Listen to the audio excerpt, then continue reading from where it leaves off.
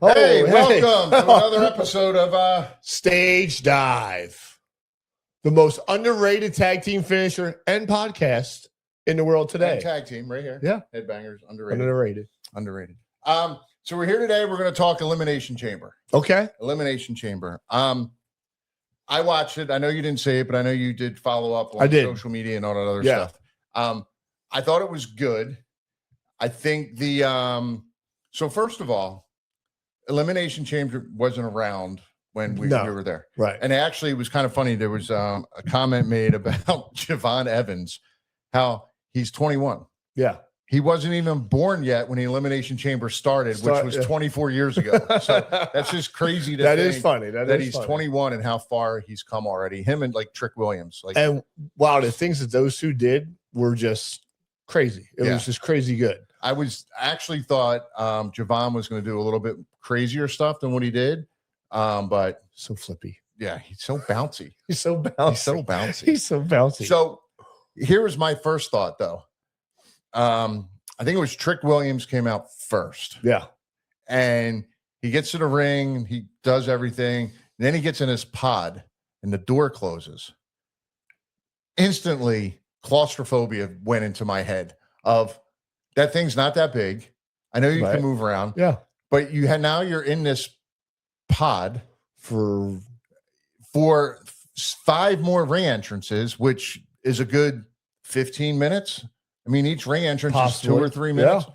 And now you don't know when they know when they're coming out, but we don't know when he's coming out. And that first wait is 5 minutes. And then it's 3-4 minutes for every person for the pod to open.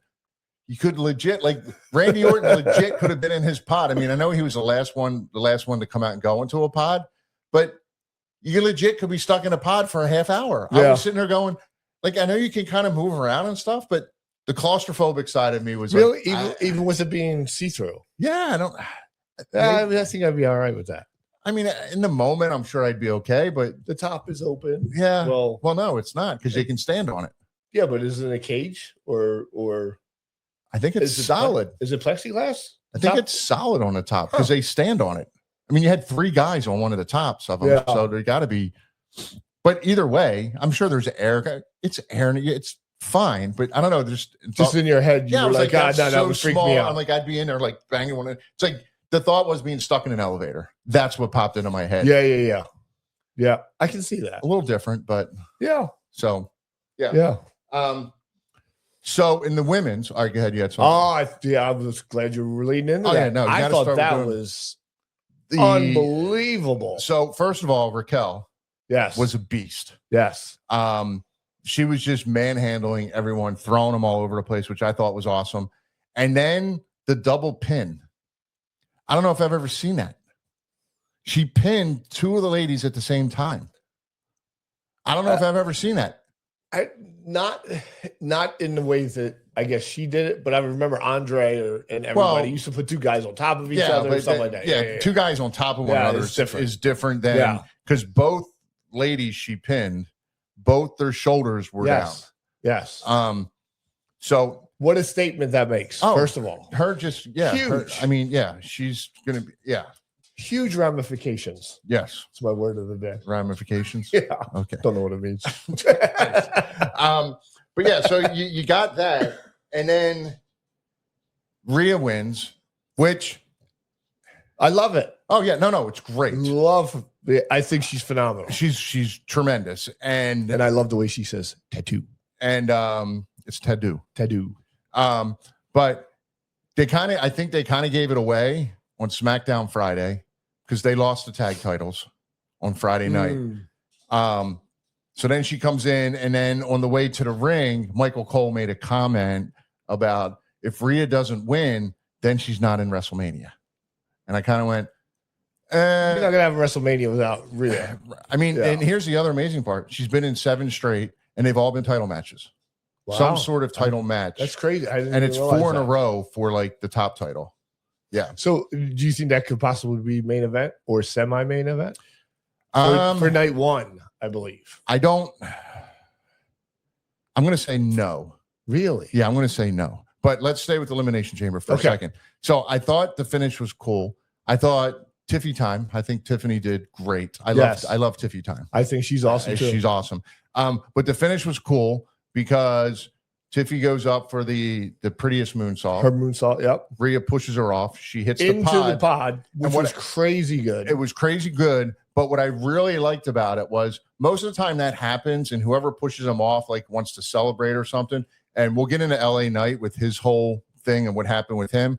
But Rhea didn't do like a gimmick, a character get over. Like, okay, let me put my character. She was, the sense of urgency was so there. It was more authentic. Right. Because it's like we talk about my chance. Real life. Yeah. You're in a bar fight. Somebody's hurt. You're just going to get on them and just beat the shit. She ran out, grabbed her, pulled her in, hit her with the riptide. Boom. 1, 2, 3. Yeah.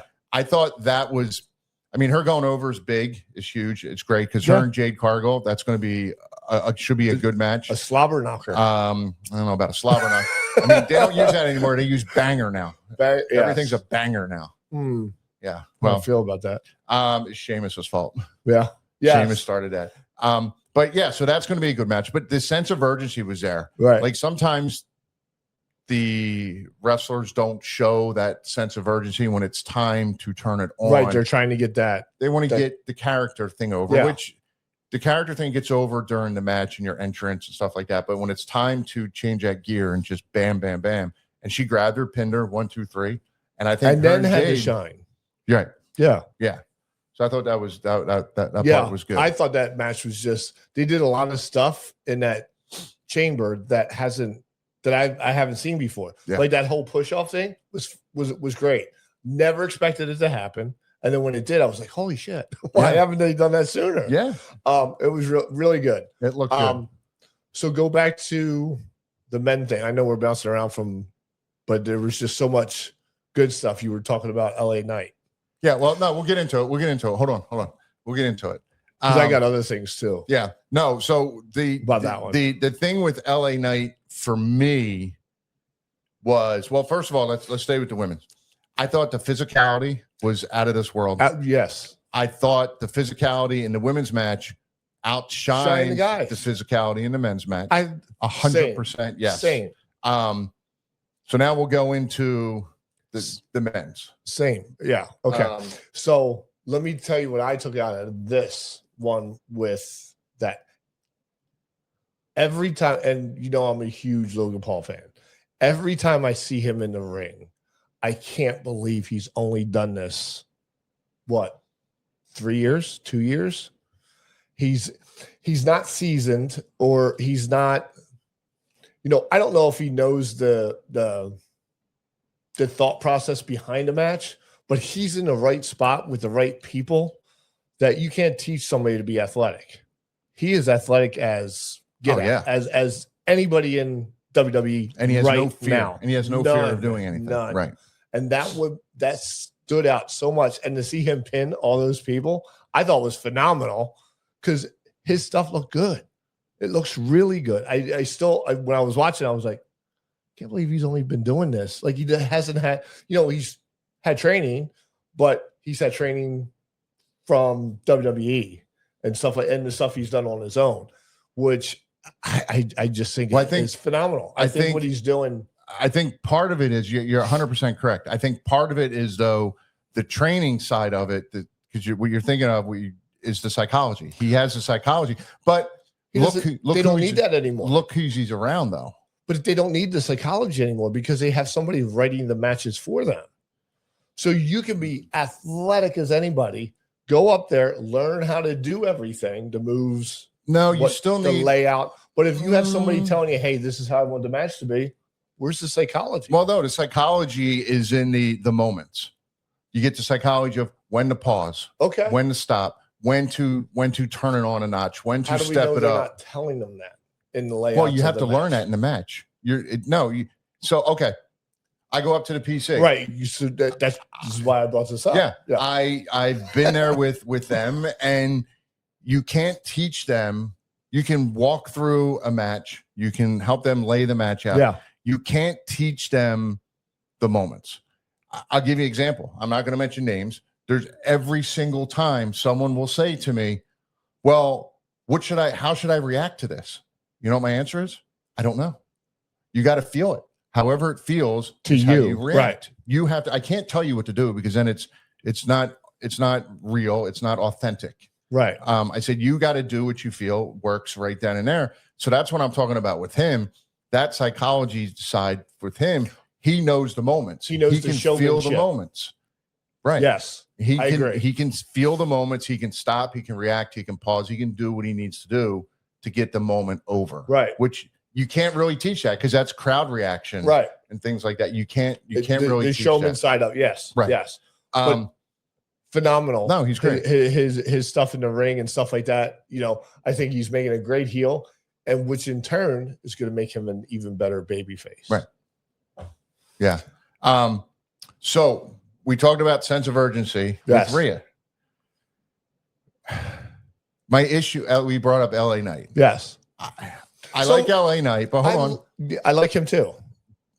But he comes to the ring. He gets out of his pod. His pod opens and he gets out. Everyone else that comes out of the pod comes charging in. He walks out, zero sense of urgency, and he's got to hit his LA Knight stuff. Yeah. And I'm like, I know I get the character side and realize this is what we talked about, Rhea. You got to get the character over, but your character's over at that point. The sense of urgency is to get in there and to win. To win. So staying with LA Knight. Yes. Everyone saw it. Yep. He goes up for his elbow and his foot slips. Yes. Which happens. So I hate this word.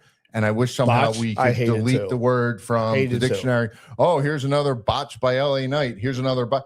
That's not a botch. No. That's called a slip. Yeah. It's called an accident. It's not a botch. And it's called, like, when that happens to you in the ring, you go, oh shit. But he stopped. He collected himself. Yep. I thought he collected himself well. Like he stopped. I thought he did too. He didn't do the old, let me climb back up and do it again. Yes. That would have been bad. That would have been bad. And the elbow he dropped was huge. I thought it looked great. I thought it looked great he too. Got high. I didn't realize how high he could jump. Yes. Yeah. He was almost over the top rope. But here's the thing. I actually thought when I saw it happen, I was like, oh my God, he's going to mess up his knee or something. A good cover up. Everybody at work outside of wrestling makes mistakes. Yes. Nobody goes into your job and go, hey man, saw you at McDonald's flipping that cheeseburger. You flipped it to the left, not to the right. That was a botch. That was a botch. Piece of garbage. What is wrong with you? No, it happens. Right. It's how you cover it up. It doesn't make him a bad wrestler or a bad worker or anything else like that. It happens to all of us. And if anybody out there says it doesn't, is full of shit. Yeah, everyone's got a mistake happen. Yeah, you slip 100%. You fall. Like, I mean, hell, one time you did a run-in. I think it was in Louisville, and we were wrestling as the Spiders, and you dove in, you hit your nose and broke your nose on the rope. Yep. Like that you botched. Yes, you botched a run-in. I botched it. You suck. It bounced went like that. We were going in for Lawler. Right. Just going to the same Lawler. People listening to this can't see you go like this with your arm. Oh yeah. So I bounced off the bottom rope. It was like right across my nose. It was terrible. But yeah. The word pull off that mask and there was just blood everywhere. I hate it. It needs the word. Somehow we got to get rid of the word botch. Have to. Yeah. It's not a botch. We're anti-botch. It's a slip. It's a mistake. Shit happens. Yes. Everybody makes mistakes at their job and nobody sits there and criticizes it on the internet. Right. So fast forward that match. I loved the mask guys coming down. Then they take the mask off and Bear's like, oh, that's nobody. Oh, that's nobody. That's nobody. But when these mask guys came down, like it was just perfect. It was perfect. It was perfect. And then the last mask guy that comes in is Seth Rollins. Yeah. And when he hits the gimmick on Logan Paul, and he loses, I think that made it even better how Logan Paul lost because he was pinning everybody. Yes. It made that storyline even bigger. And yes, 100%. Coming in. So that I think that made it bigger. And then, Randy Orton going over on Cody. I love that, by the way. Who will now go into WrestleMania going for his 15th title. Love that, by the way. I loved the finish. I love the fact that Cody hit the finish, pinned him. He gets up. Drew hits him with the belt. Again. Yeah. Drew hits him with the belt. Boom, that happens. And then as soon as Cody gets up after the belt, Orton's right there with the RKO. out of nowhere. He noticed that the time was there, and he The capitalized on opportunity it. was Yep. there, and boom. he didn't wait. He did it right away. Yeah. He didn't do anything else. And here's a funny twist. After watching Monday Night Raw, I can see Cody going over on Drew this Friday on SmackDown. And then one of the main events for night one. That's what I was saying. It was Cody and yes. So that's where I was going to go to when you said, can I see Rhea and Jade? That's why I said no, because there's so much history between those two. Randy, the friendship, Cody from when they first started. They first came in and up and down the road together. So there's so much history and there. It's not a knock on Drew. No. That story tells much better on TV than Drew's story and stuff like that. Well, the other side of it too is like we had said all along, like Cody's winning Elimination Chamber. Well, not all along. We said it last time. Yeah. Cody's going to Elimination Chamber. It's going to be Cody and Drew. But now it's, it could not be because, Cody and Drew could still somehow get involved. Yeah. And then that leaves open, like what could happen, what's going to happen with Drew going into WrestleMania if Cody beats him on SmackDown. What's going to happen there? Who does Drew face? Yeah. And could it be? It could be a three-way. I don't know. Could it be Nick Aldis? Could Nick put the tights back on? I don't know. Or is it Jacob Fatu? Could. Coming back. I think it would be, Nick's still in great shape.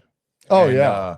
I think draw-wise, Nick versus Drew is bigger than because you can see the animosity building between them two on screen. Yeah. Through Monday Night Raw and everything else going on. So, there's a story there to be told as well. Yeah, no, there's but how, do they have the time to tell that story in the next, 4 weeks? Yeah. What? Between Nick and Drew? Yeah. It's already started, that story. Yeah, but to amplify it enough to get Nick in the ring. All Drew's got to do is beat him up one time. You got to tune in next week. Oh, yeah. The week after. Drew beats him up one time. That would be interesting. And there's a match. That would be interesting. I don't know if Nick would want to get in the ring. I don't know how long. I don't know if he said he's retired or what thing is, but that could be. That's a good little twist. I didn't think of that. Yeah. But Cody versus Randy, I think is night one, Saturday night main event. And then night two is obviously Punk and Roman. Yeah. So yeah. What did you think of AJ Lee winning the IC belt? I like it for her because it tells her story, the comeback and everything else and everything. I just don't know where they go from here now with Becky and AJ. Is it squashed? Is it done? Or I don't know. Like that one, I'm confused. And even after watching, Elimination. You want to try it again? No, the Chamber, Elimination Chamber, and Monday Night Raw. I'm still confused on where they go with AJ for WrestleMania. Well, I'm wondering. Well, I think where they're going because they put up a thing where they're going to have like a number one's contenders match for the Intercontinental Women's title. But my question is what happened with Becky? Like, she lost. There's no rematch. Like, where's the storyline with her and Becky? And I love Becky as a heel. I love this version of her when she came back. The sarcasm, is just phenomenal. Yeah, and I listen to Pro Wrestling Nation 24/7 on Sirius XM. Yeah, and Sam Roberts is on there, and like Becky would come into the studio and bust it open with Dave LaGreca and Bully. Sorry, like she comes in and she like talks smack to them, and she's like, I don't want to be in the same room with you. Like if they're in the room, she makes them get out when she's doing an interview. Like it's a whole thing she's done with everybody. And now she's like, where is she? Yeah, what's going to happen next with her? Do you see her as the women's top heel? Who would have that spot right now? The women's top. That's a good question. Nia Jax is up there. Yeah, but what has she done lately? Well, she's tag team champion now. Oh, her and Lash won the. See, and Lash is awesome too. I worked with her and at the PC. She's great. Yeah, I mean, Becky would have to be one of the. I mean, Jade. I mean, Tiffany's technically a heel. Is she? I think she's turning babyface. Chelsea's supposed to be a heel. She's fucking awesome. Awesome. She's all. Did you see this SmackDown a couple weeks ago? They keep showing the clips of her.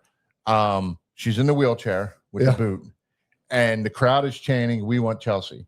And she's sitting in the wheelchair and she's yelling back at it. She's not feeding into the crowd going, "Yeah, you want me?" She's looking at the crowd going, what do you want me for? I am in a wheelchair. My foot is in a boot.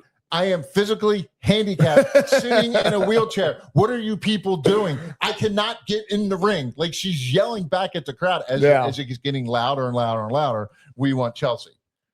She's such a good character. So and even more so phenomenal in the ring. Oh yeah. I feel. I was kind of hoping, because she's got that storyline going with Tiffany. I was kind of hoping Tiffy time went over in the chamber, because then maybe that would have elevated Chelsea even more to the top belt instead of just the middle belts. Middle belts. Yeah. Because her having one of the top belts is going to be when they push her up to that level. Oh yeah. I think it'll happen. Yeah. For her, because she's just too good of a hand. She's too good. Yeah. And she'll do anything, and she doesn't care. Like she says it, I don't really care. I'm just happy to be here. I'm happy to have a job. Whatever you want me to do, I want to do it to the best of my ability, because this could be my last time doing it. Yeah. And the mentality is perfect and dead on. So it just popped into my head, top female heel. Can we count Liv Morgan? Yes. So Liv would be. I think she would be one. Liv and Raquel would be up there then. Yeah. And with the Judgment Day, and Roxanne would have been, but she's out hurt. Yeah, I would go Becky, Liv, Raquel, kind of. Yeah. In the top three. Yeah. And I'm staying with the Judgment Day. Did you see Danhausen? I did. Let's start from the beginning. Okay. Did you think it was going to be him, first of all, coming out of that box, which they morphed into a coffin, or was the coffin inside the box? The coffin was inside the box. Okay. So a little bit more sense. And there was a lot of people in that box. A lot of people in that box. Well, I guess a coffin 6 feet deep in the ground. So you had 6 feet of, I don't know. Whatever. It was a big box. It was a big box. So many things to say there. But how did you feel about, I thought truly it was going to be Jericho. Truly, I thought it was going to be Jericho. But and I think a lot of people thought that. Well, here's the thing. They AEW put a freeze on Jericho's contract. I saw. So he's still there. Yeah. He's stuck. He can't do anything. I guess there's a clause in the contract, at least with them. I don't know. I don't think we had it with ours, or maybe it's a new thing they put in. If you're injured and you're off for a certain amount of time, they can basically take that time and add it to the end. Yeah. Add it to the end of the contract. Yeah. So he's still not able to. He may not be able to go to WWE from what I understand. I've heard 6 to 9 months. I mean, it could be a while. I literally had no idea who was in the box. I know a lot of people were kind of like on Danhausen coming out, but if you watch Raw and SmackDown leading up to the Chamber with the box, right? It was like Adam Pearce was like, "It's a box. I don't want it. Send it to Nick Aldis on SmackDown." Nick goes, "I don't want it. Send it back to Raw."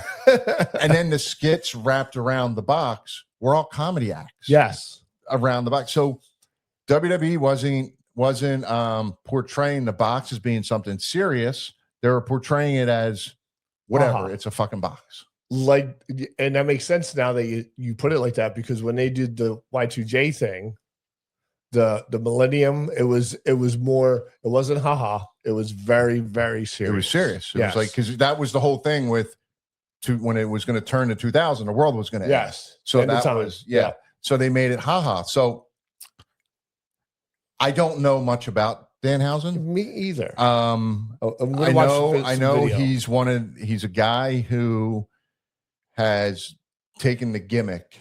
Like, he trademarked the paint. It's all his. Like, the name, everything, he's done all of it. And so I know he takes it very seriously, and it's over. And from what I've heard, he's a great worker. Yeah. He can work his ass off. I've never heard a bad thing about him. But now with this character, it's a character like R-Truth. You don't have to really work. You can just do all the backstage stuff. Yeah. Like he did it with Judgment Day on Raw. Oh, yeah. And now Dominic lost the IC title, which he's cursed. Which I was disappointed about. As soon as he goes, "You are cursed," I went, "Oh, he's losing the strap." Yeah. I'm like, I didn't want him to lose the belt. And I'm sure he's going to go to AAA and lose that belt. Yeah. So there's a whole like storyline with that going on. Well, can you see him and Danhausen, Dominic, WrestleMania? I could, well, could be a great opening match. I mean, maybe. I mean, it could be. I mean, you could also go with the way the Judgment Day is going. You could also end up going Dominic versus Finn. Yep. Balor. That too. But staying with Danhausen, like him and R-Truth going back and forth, like you are cursed, and R-Truth going, "Curse, huh? What? I didn't curse. What did you say? Jimmy, did you curse?" Yeah, I mean, just the entertainment side of it. He's going to be the entertainment side. Or it's a thing where he's got to like Dominic keeps losing now. Maybe he loses Liv. Like he loses everything. Right. And literally he's living in a van down by the river, and he's got to go back to Danhausen and be like, "Dude, you got to lift this curse." Lift it, yes. And I'll do anything. Maybe he's got to like wrestle Danhausen, or I mean, there's a storyline. There's so many different ways to go with it. But from what I've heard about Danhausen, like that character is just going to get over. Yeah. And if the way with the kids, and if it gets over, if they keep it going like they did on Raw, it'll get over huge. Now, who besides R-Truth, like you said,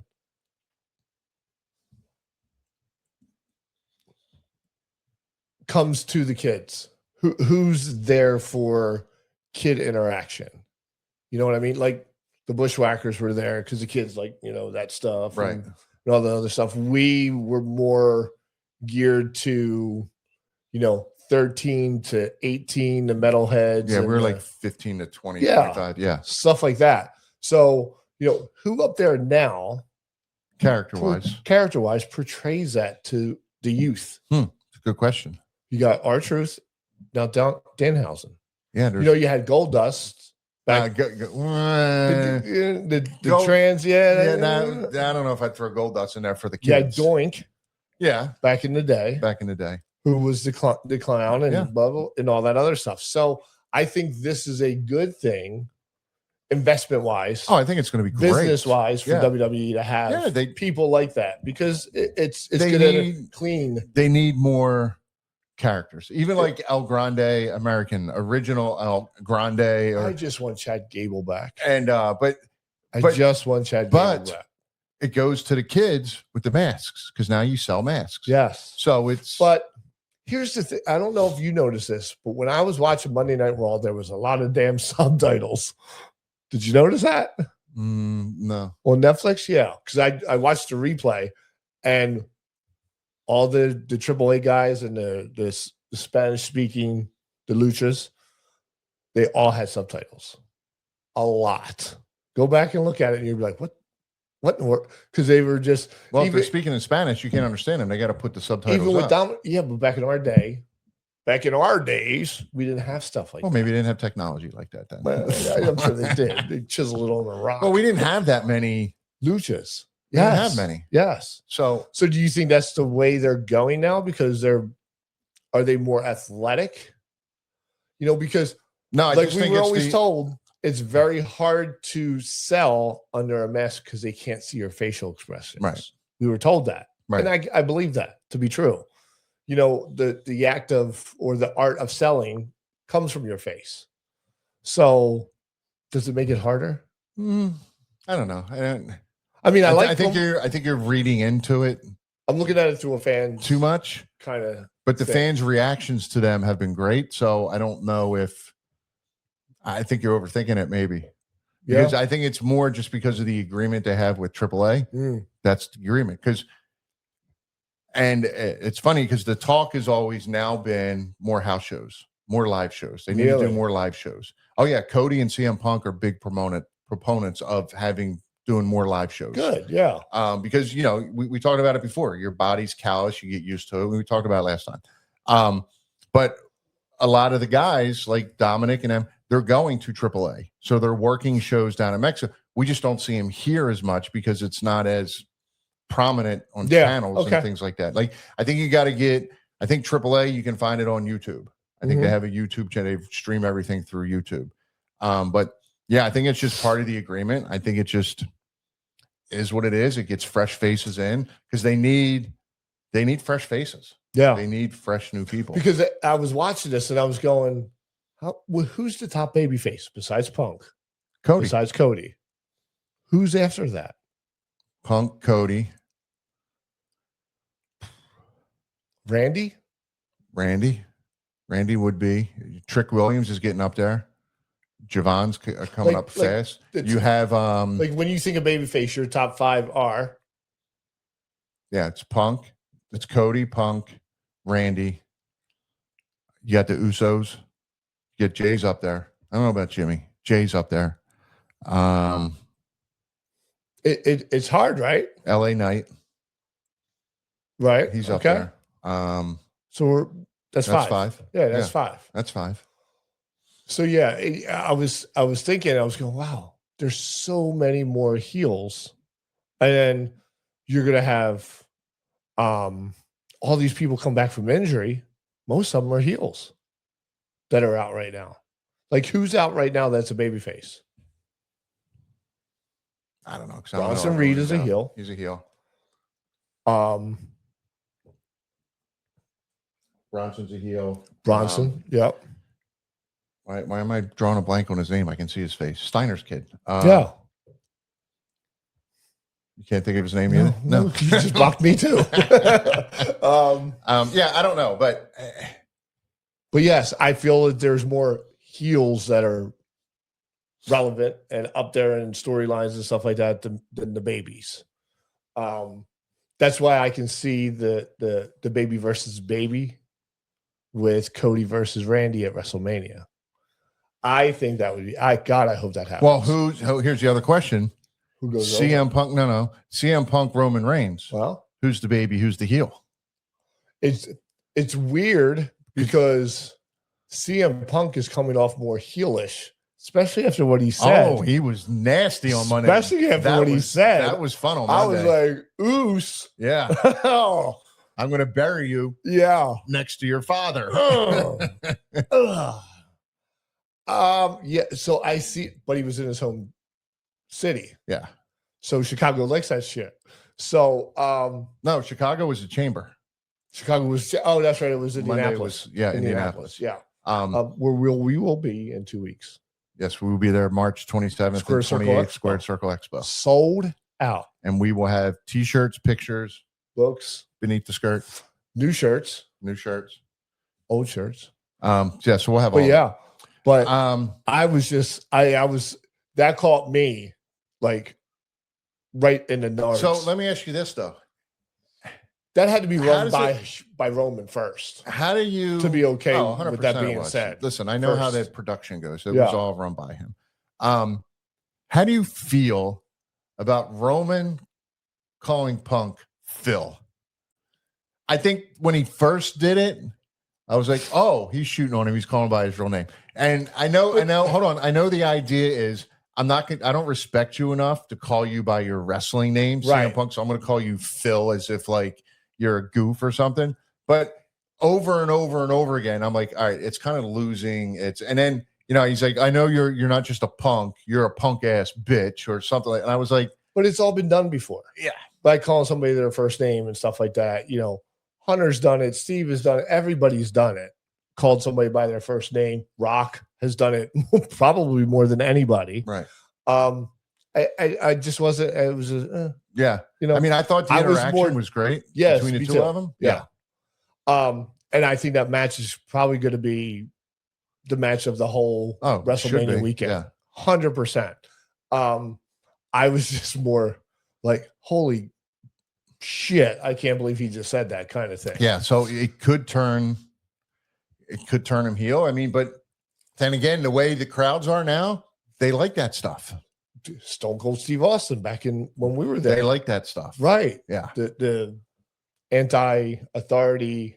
Well, it's not even so much what he's doing That's is what Steve was, yeah. I mean, I know CM Punk's whole thing was anti-authority and he was on his own, but just the promo of it, who goes that deep? Like you go and you think about it, really. What I liked about the promo was they went back and forth of their history. Like Roman carried the company when Punk left. Yeah. You know, he carried it for the most part the last 5-6 years. Yes. And you know, they threw all that in there at each other about him leaving and then coming back. And I don't know. It'll be interesting. It'll be interesting to see. And I don't think either one of them should touch each other until WrestleMania. Until WrestleMania. 100%. There should not be any physicality at all. Staying with CM Punk, him at Elimination Chamber and Finn Balor, phenomenal. Great match. Unbelievable match. Just everything that they did was just really good. It was. What I liked about Finn is just amazing. What I liked about it was an old school style, very much match. Well, they got their spots in, they got their stuff over. They shined the way they needed to shine. The psychology and storyline behind the match was 100%. I'm the baby face. I got the arm. I'm going to work the arm. I'm going to work it. Here's the heel. The heel gets on top. The baby face cuts him back off. Then they got the heat. Like it was an old school. I think that's why I enjoyed it so much. Yeah. The parts that I saw of it, I was just like, wow, this is really good. Yeah. Because it's telling such a story with it. Yeah. The story, the psychology and storyline of the match was how we talked about before. You got the founding, we built the walls, and you had all of it in there. Yep. And I just think Finn Balor is the most unutilized talent up there. I think he is unbelievable. I wish that the monster would come back. Well, one of the things with Finn that I've been waiting for, because he's the first one to win, I guess, the Universal Championship or whatever they were calling it at the time. And then he got hurt. So it was 24 hours. When they brought him back, he never had a shot back at the title. No. They threw him in with the Judgment Day thing. And I mean, that's been fine to get everyone over. Yes. But you would think he would come back in right away and be like, hey, there's a belt I never lost. That's still my title. Yeah. Almost, like kind of like we did with Tag Team Champs Universe. Like he would have created some way to get back into that. Right. And I don't know if they just didn't see him like that for the longest time, or it was just so much other stuff going on. And now they're trying to build him back up to that. I'd like to see Finn and Trick. Or Bouncy. That would be Bouncy. You mean Javon Evans? Yes. I like Bouncy. He is very bouncy. He should come out on a pogo stick. He doesn't need to. He's a built-in. He's a human pogo stick. He doesn't need one. He's a built-in one. So yeah. All right. So lots of fun, interesting stuff coming out of Elimination Chamber. I love this time of the year for WrestleMania. It actually. So I fall off a lot from watching it and everything else. And this time of the year, and you and doing this and stuff like that always gets me so much back into it. Because it seems so much more exciting. I wish there was less talk, at the beginning of the shows and all the segments. You want less talk? That. Tune in on Tuesday to NXT. They don't do that. Oh, they do, but it's not as long. It's literally action. I mean, not so. This past week, so I know you don't follow it, so you're not going to know the characters. Miles Bourne, he's deaf. He won the North American Championship from Ethan Page last week. Okay. So Miles comes out to start the show with the belt, and it's a great promo. First of all, I there's a couple moments I saw because he starts talking and then the crowd got behind him, but he's deaf. So he's looking at the hard cam where there's no people. So he couldn't register it. So he's got it in my mind, and Miles, if you're listening, you got to stop and maybe turn, because I know you want to sell to the hard cam, but you got to stop and turn to see the crowd, because that's the way he's going to, he's got to feel it.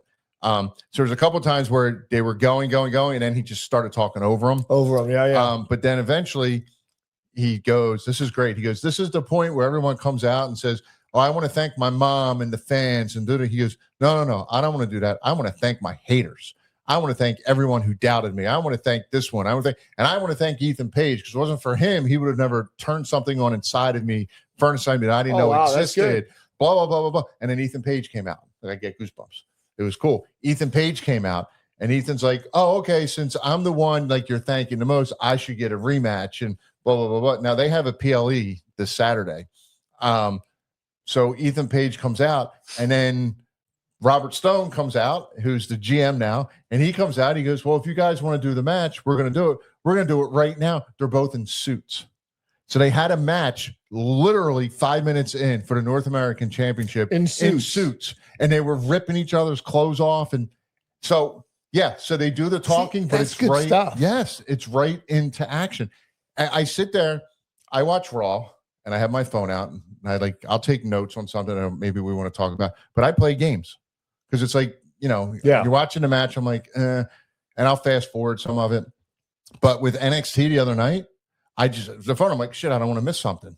I didn't want to miss something. And the matches are all boom, boom, boom. And then it's like you get done a match, it's like right into a backstage like vignette of something that just happened or somebody's laying down. So it's literally nonstop.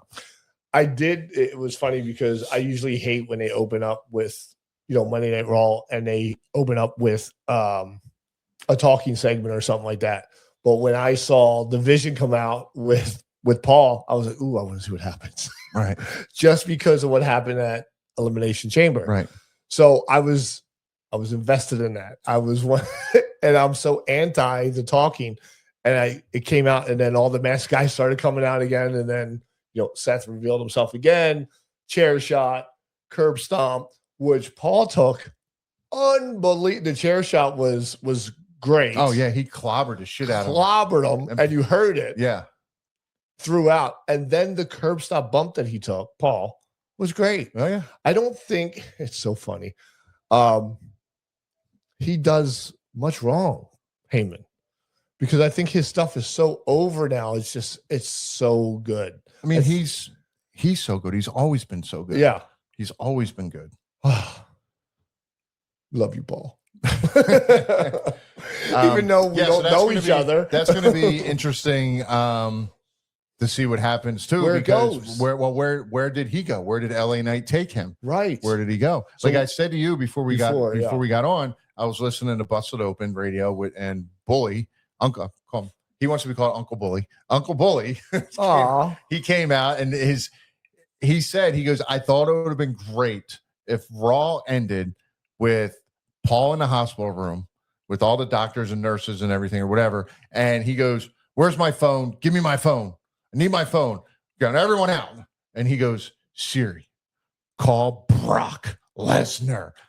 And went off the air. Because now you got Brock coming in. Right. Because not only did Seth take out the Oracle and the Wise Man, he took out the Advocate. Right. Brock Lesnar. So now they bring Brock in to face Seth. And then you have the other two. But in theory, that's a great way to go off the air. But Uncle Bully, how do we know he's in the hospital? Because we don't know where LA Knight took him. Yeah. Right? They never showed where LA Knight took him. Have to see what happens next week. Yeah. So Uncle Bully, great idea, but we'll have to see. What happened? All right. Anything else you got? No. All right. So with that being said, do whatever makes your heart happy. Yes. Just don't suck at it. Oh, wow. Was that different than last week? Same exact thing. Oh, I was going to say. All right. See you. Bye. Yes.